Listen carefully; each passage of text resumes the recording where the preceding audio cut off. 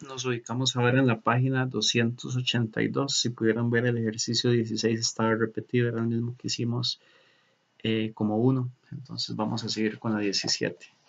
En la 17 nos dice que los conocimientos astronómicos de los griegos estaban llenos de datos indefinidos acerca de las estrellas, los planetas y sus movimientos. Solo en los últimos tiempos lograron un alto grado de exactitud. Pues nos dice que del texto anterior se concluye que los griegos desarrollaron sus conocimientos astronómicos con datos. Vean las opciones, dice que, bueno, vean el texto de nuevo, perdón. Dice que los datos eran indefinidos y en los últimos tiempos lograron un alto grado de exactitud. Entonces, quedémonos con eso, indefinidos y que lograron exactitud. Entonces, vean las opciones y me dicen cuál de esas les calza más con lo de datos indefinidos que fueron tomando exactitud. Ok, si ya lo hicieron, van a ver que la opción que más nos calza es la A, vagos que fueron precisando. Quizás la palabra vagos no nos calce tanto con indefinidos, pero lo de exactitud en la única opción que nos calza es en la A, precisando. Vean los demás, cambiando, combinando, multiplicando y ampliando. Ninguno de ellos tiene que ver con la idea de lograr exactitud, como si lo hace la palabra precisar. ¿Estamos?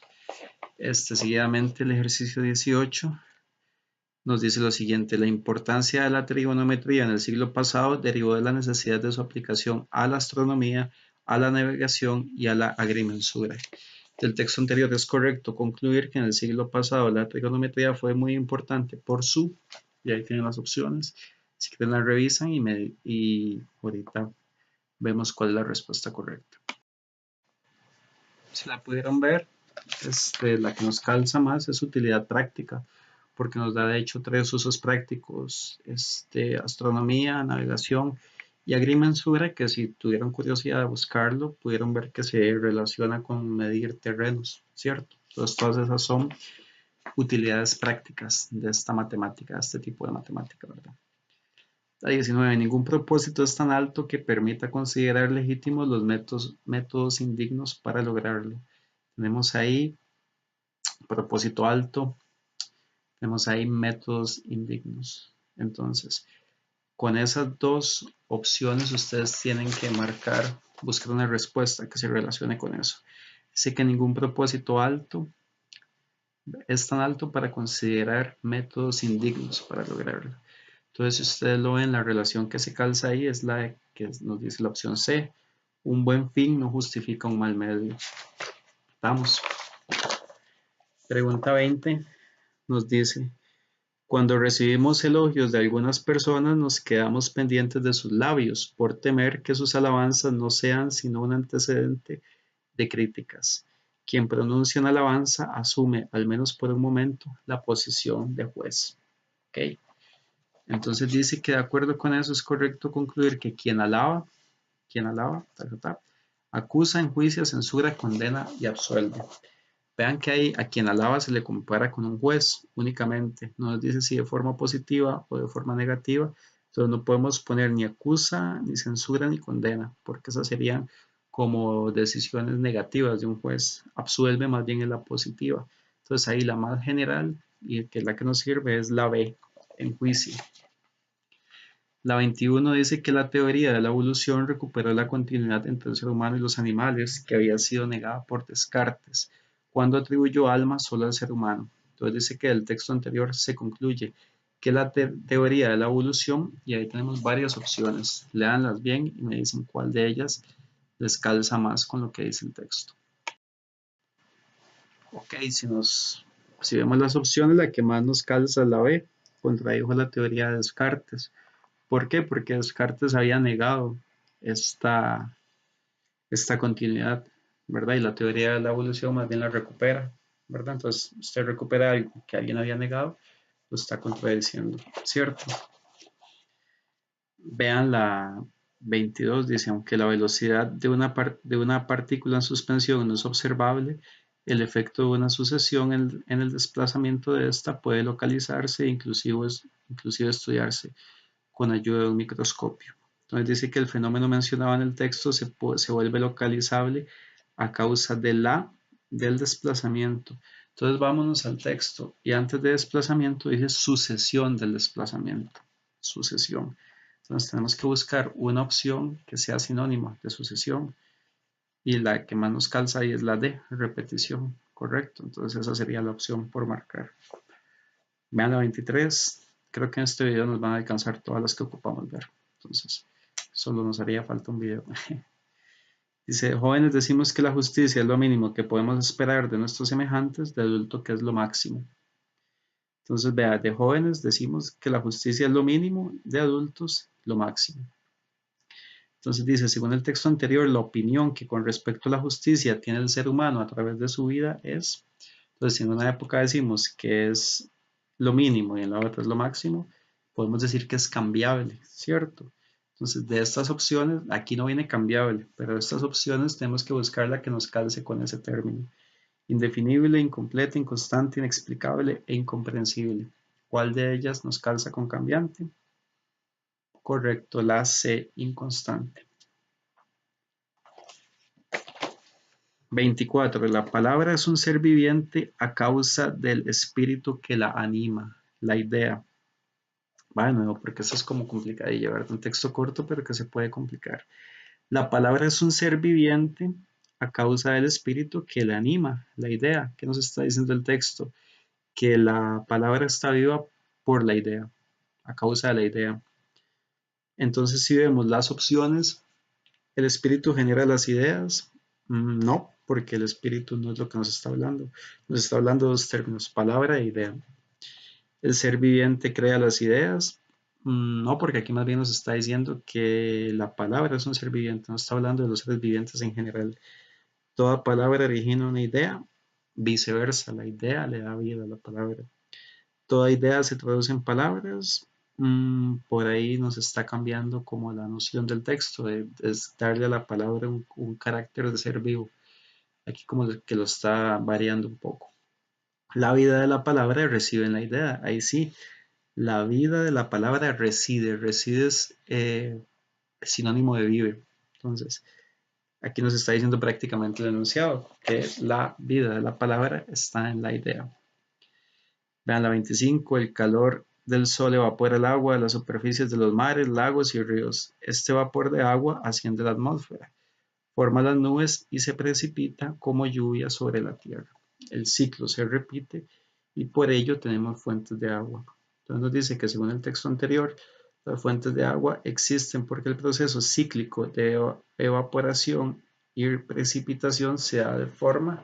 Aquí dice que este ciclo se repite, entonces vean cuál de esas opciones tiene que ver con la idea de se repite. Reiterada, frecuente, abundante, espontánea o generalizada. Si ustedes lo ven, la que más calza es reiterada. 26. No hay que volar como hoja, hay que volar como ave, con rumbo. Correcto. Entonces dice que en este pensamiento la palabra rumbo se interpreta como el camino que conduce al éxito, la expectativa del mundo futuro, la espera de que el destino, de lo que el destino deparará, la realización de proyectos con planes definidos o la imitación de las aves que pueden volar muy alto. Entonces vamos de nuevo al texto. Dice que no hay que volar como hoja, hay que volar como ave con rumbo. ¿Okay? Las hojas van así libremente y las aves van con un rumbo. Entonces, ¿cuál de esas opciones nos calza más con la idea de rumbo? Una que puede ser engañosa es el camino que conduce al éxito. Usted puede tener un rumbo bien definido, pero eso no le garantiza a usted el éxito. En cambio, vean la D, la realización de proyectos con planes definidos. Rumbo, planes definidos. No sabemos si nos va a ir bien, pero es la que mejor nos calza. Ok. 27. El presente es producto del pasado, por lo tanto es vano el intento de presentar lo que hoy somos como invento exclusivo de los seres humanos actuales. Entonces dice que el texto anterior se refiere preferentemente al, o sea, principalmente, ¿a qué se refiere el texto? Si ustedes lo ven, es el origen del presente, porque empieza diciéndonos que el presente es producto del pasado, es decir, de dónde viene el presente. Vamos a terminar en este video los ejercicios que nos quedan, que son 3 nada más. Está bien, vamos con la 28. Vamos con el ejercicio 28 para que se ubiquen. Estamos, bueno, si me van siguiendo, están ubicados, pero por cualquier cosa estamos en la página 287. El ejercicio 28 dice que apreciar una pintura es, en cierta forma, colaborar en su creación. Entonces nos dice que para que la afirmación del texto sea verdadera, es necesario aceptar que, y ahí tienen las opciones. Pueden pausar el video y me dicen cuál de ellas es la que les calza o la que les sirve ahí. Entonces, al ver las opciones, vamos a ver que la que nos calza es la que dice que la obra de arte no es un producto individual. ¿Por qué? Porque tanto el que la pinta como el que la aprecia colaboran en su creación. Entonces, ambos participan de ahí. ¿Está bien? Esa es la que más nos calza en ese ejercicio. La 29 dice que el ser humano puede sobrevivir 3 semanas sin alimentos y 3 días sin agua, pero será afortunado quien dure 3 horas sin el calor necesario. Entonces nos dice que según el texto anterior el ser humano es, vean las opciones y van a ver que es fácil llegar a la conclusión que es más resistente al hambre que al frío. Nada más es leer el texto e irse a las correspondientes respuestas, a ver cuál de ellas se relaciona exactamente con esos términos. Y la última de esta clase primera que ustedes están reponiendo es la 30, que nos dice, una película de ciencia ficción presenta 3 de las muchas especies de extraterrestres existentes. Los individuos de una de ellas respiran agua y exhalan humo. Los individuos de otra respiran agua y exhalan aire. Y los de la tercera especie respiran agua y exhalan agua. El agua que interviene en sus procesos respiratorios está compuesta igual que en el planeta Tierra de oxígeno e hidrógeno. Por su parte, tiene otros componentes distintos con los del aire terrestre. ¿Ok? Entonces dice que de la información del texto anterior se puede concluir con certeza que, entonces pueden volver a leer el texto, ¿verdad? Porque no es lo mismo seguirlo con mi voz de fondo que ya leerlo con detenimiento y ver cuál de esas conclusiones es verdadera, ¿ok? Si lo hicieron, pueden ver que la correcta es la D. Las 3 especies de extraterrestres necesitan oxígeno para existir. ¿Por qué? Porque todas ellas respiran y en su proceso de respiración interviene el agua. Y dice que esta agua, igual que en el planeta Tierra, está compuesta por oxígeno. Entonces, ¿qué podemos inferir de ahí? Que el oxígeno es necesario para la supervivencia de estas especies. Ok, en la siguiente clase van a ver los restos de ejercicios de comprensión de lectura con textos un poco más largos o hay algunos que siguen con esta misma dinámica y faltaría ver los temas de silogismos y puntuación que les pueden ayudar para algunos de estos exámenes de admisión. De momento me retiro, cualquier duda pueden apuntar mi número para alguno de estos ejercicios, sería 8696-9968. Si hay alguno de estos que no les quedó clara la explicación que les hice aquí y están decididos o indecisos entre otra, ¿verdad? Yo podría explicarles por qué es la que les indiqué en este video. De momento, sin más me retiro y espero que les haya sido de utilidad este video para reposición o simplemente para refrescar los temas de la primera clase de admisión.